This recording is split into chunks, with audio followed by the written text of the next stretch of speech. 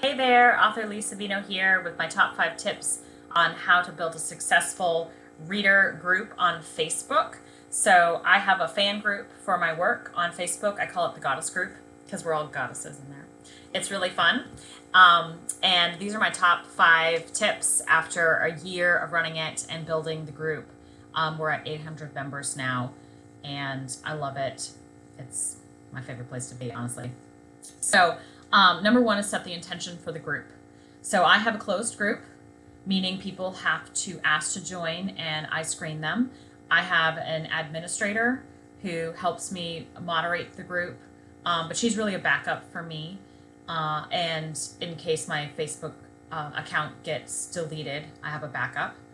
So people can find the group. It's not secret. So there are different types of groups you can have. But in the About section, I say that this is a group for my work, my books, and anyone can post anything positive and fun. And I've used those 2 words on purpose. I want the group to be positive and fun. And to be honest, I haven't had to police it very much. People post things that are positive and fun. So set the intention of the group, be clear, and honestly, that will help you moderate it. You will kick out anyone who isn't abiding by those rules. Number 2, be present in the group. Don't use Postcron or Hootsuite. A lot of authors or people just automate their content. That can work a little bit, but if that's all you're going to do in your group, I wouldn't go ahead and start one. If you don't have time for a group like this, don't start one. Just keep writing books. That's the best way that you can communicate with people. I wanted to have fun. I wanted to post baby pictures because I had a baby and I wanted them to be in a group so that not everyone can see them. I could screen who could see the baby pictures. So that's kind of how the group came about organically. Definitely positive and fun in there. Baby pictures and then my books. And I am in there maybe too much. There's definitely a diminishing return to spending time on social media, but people know that there's a person on the end of the screen. People know that I care about them.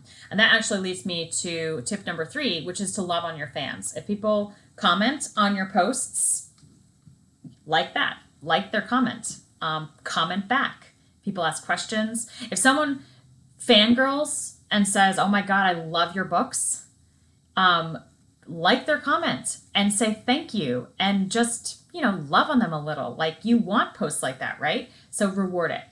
And that's why you need to be present. So number 3 is love on your fans. Number 4 is don't just sell. You can be posting a lot of different things, but make sure the ratio of your sales to other content is 1-3 or 1-4. I get away with a lot more, and here's how. I post jokes, I post memes, I post questions. Questions are the usually get the most interaction, especially if I'm asking for pictures. Post a picture where you want to go on vacation or whatever. It's just something fun.